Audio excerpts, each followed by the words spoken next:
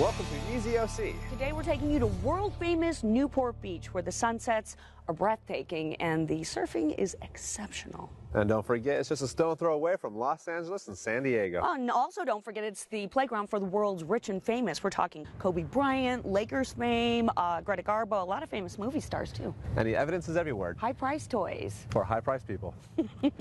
Whoa, you guys, y'all forgot about John Wayne. You see, in 1965, he was looking for an escape from Tinseltown. He settled in Newport Beach, where he discovered his new love, the wild goose. Wow, David, I can't believe we forgot that. Actually, Judy, you may have, but I did not. See, I actually went down to the Hornblower. They own John Wayne's yacht. In fact, watch this.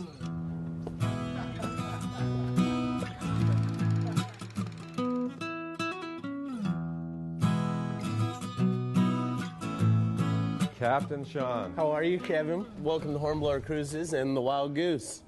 Very pretty boat. Thank you so much. We're very proud of the old girl. Now, the first thing I noticed, though, is the brass plate there. Yeah, absolutely. John Wayne had those installed pretty much for cosmetic reasons alone. So the anchor, as they're pulling it up and down, wouldn't scratch the front. Yeah. Gotcha. So all this time I thought maybe it was designed for, like, ramming those mines. But not quite, not quite. all right. Would you like to head down to the ship? Excellent.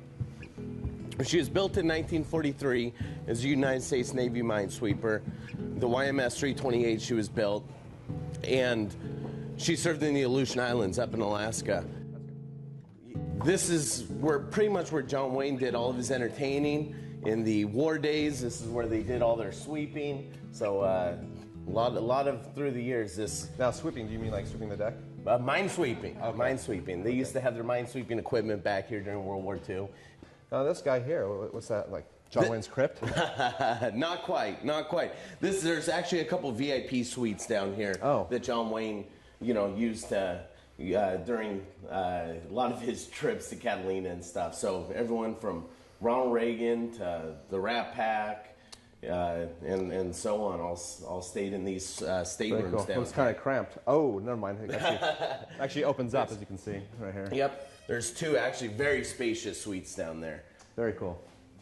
This was a little bit different in John Wayne's days, and then and John Wayne always had it closer to the war days. It just had little ladders that went up on either side. Gotcha. So the grand staircase was added in about 1990, with the addition of actually this part of the ship that we're walking into now, which is the art gallery, obviously. This particular portion, yeah, quite a bit of the art on board, which either commissioned by Frank Torillo, who's a well-known Western landscape artist, or Pilar Wayne, who was John Wayne's widow. Really? So she actually painted, huh? Absolutely, she still does. I need one of these rooms in my house. I don't know if I can get one big enough to hold my ego, though. So you'll see that actually even the gold-plated gooses as faucets. So now, is it an issue that this bathroom is actually bigger than my apartment? I like the molding. Throughout the years, yeah, there was a lot of characters have owned the ship at one point or another. And how many owners have there been? Ooh, good question. Including the United States Navy, does that count? 3, 4, 5, 6. She's currently on her 6th owner. Wow. And she, her lineage and pedigree, though, even though has always been people that cared about the boat very much. Now, my Volkswagen, I've had 6 owners too, but it doesn't look this nice. It's all a rust bucket.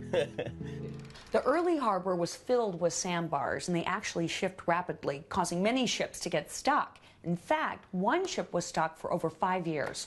And that's the reason why Newport is full of small, tiny islands today.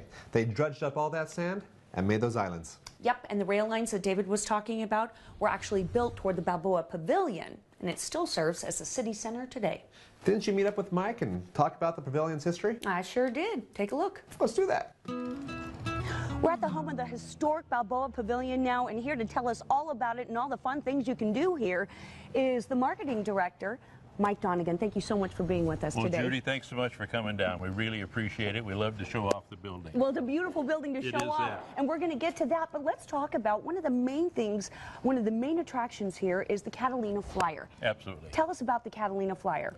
Well, they've been here for over 40 years. Wow. Operating out of this area, and what they do is once a day we go over to Catalina Island Now, we're the largest passenger carrying boat to the island. We carry about 600 people when we're full, and we take them over there and spend about 6 hours on the island, then we bring them back. And of course, it's a high-speed catamaran, and being so big, it's super comfortable. So we're pretty proud of our operation, and we like going to Catalina ourselves. Let's talk about the blue whales. You also have whale watching here at the pavilion. Let's talk about that. We have 2 operations that do whale watching. We have the Catalina Flyer that does school groups and regular groups, and then we have Davies Locker that does public runs on the weekends and school groups during the week. So that's one of my favorite activities, the whale watching. It's just so exciting and so much fun, and you're right there with them, you know.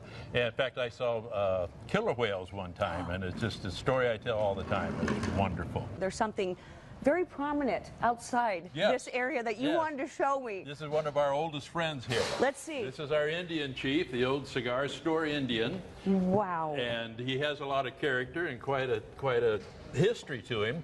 Frequently, probably 20 years ago, we would lose this guy. Someone would kidnap him, and then they'd ransom him back to us for a couple of harbor cruise tickets or a trip over to Catalina Island. We finally bolted him down because, you know, it's just he was gone more than he was here. And this was one of our little pride spots here. And so you actually made deals with the kidnappers? Oh, absolutely. Or with the Indian nappers? We didn't want him to get hurt, you understand. All right, don't get any ideas. All right, let's move on. We've got a lot of history to cover. Terrific. Should we go inside and we can see the Harborside restaurant? You know, Judy, I should shoot over there and hitch a ride at Catalina Island. You absolutely should. You've never been there, and it's beautiful. I never have, no. Okay. As long as they don't wear those bathing suits we saw in those photographs. Hey, they were kind of sexy. Yeah, you would say that. Yeah. Speaking of swimsuits, guys, you need to check this out. In 1923, there was a beach ordinance that specified that a woman's swim skirt must not exceed 10 inches from her kneecap. Failure to follow this ordinance was unacceptable to Tom Robinson, and at the ripe old age of 68, he did not use a tape measure. His method was the laying of his own 2 hands upon the legs of women. After all, he was a self-proclaimed swim inspector. However, in 1925, a number of ladies protested the inspector and his methods. Petitions circulated, and both were removed from the beach. How about that?